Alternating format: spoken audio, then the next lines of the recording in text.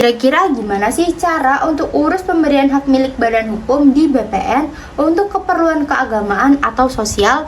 Kalian bisa simak terus video kali ini untuk info lebih lengkapnya.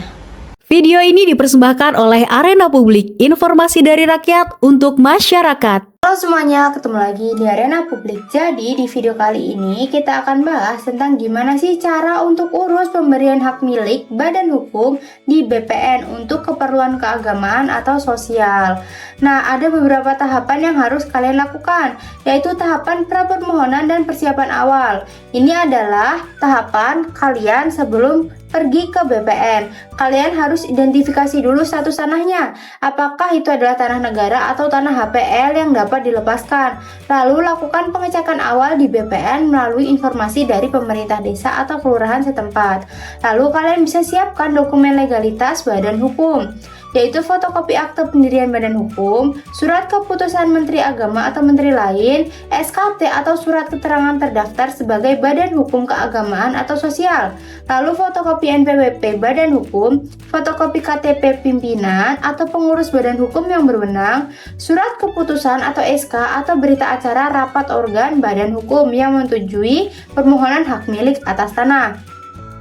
Lalu siapkan juga dokumen terkait tanahnya, yaitu surat keterangan riwayat tanah dari kelurahan atau desa, surat pernyataan penguasaan fisik bidang tanah, bukti lunas pajak bumi dan bangunan seperti ini, lalu surat keterangan tidak sengketa dari kelurahan atau desa, rencana penggunaan tanah, lalu sketsa atau peta lokasi tanah. Nah, setelah semua dokumennya lengkap, nanti kalian bisa mengajukan permohonan ke BPN. Kalian buat dulu surat permohonan pemberian hak milik yang ditujukan ke Kepala Kantor Pertanahan.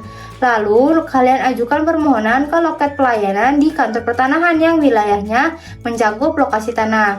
Nantinya, petugas BPN akan memeriksa kelengkapan administrasi permohonan.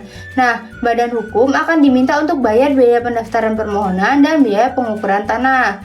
Setelah itu, ke tahap pemeriksaan dan penilaian. Nanti akan ada petugas ukur dari BPN yang turun ke lokasi untuk melakukan pengukuran bidang tanah dan membuat surat ukur. Nah, perwakilan dari badan hukum pemohon itu wajib hadir saat pengukuran ya.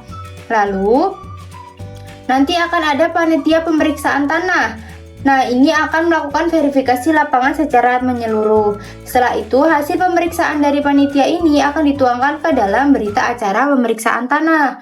Lalu, setelah itu, nanti akan ada pengumuman permohonan. Nah, permohonan pemberian hak milik akan diumumkan di kantor pertanahan atau kantor kelurahan atau desa setempat selama jangka waktu tertentu.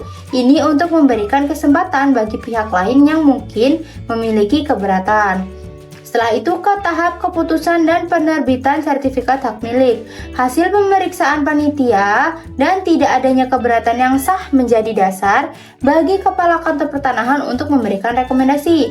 Berdasarkan seluruh pertimbangan, nanti Kepala Kantor Pertanahan setempat akan menerbitkan surat keputusan pemberian hak milik ke badan hukum pemohon.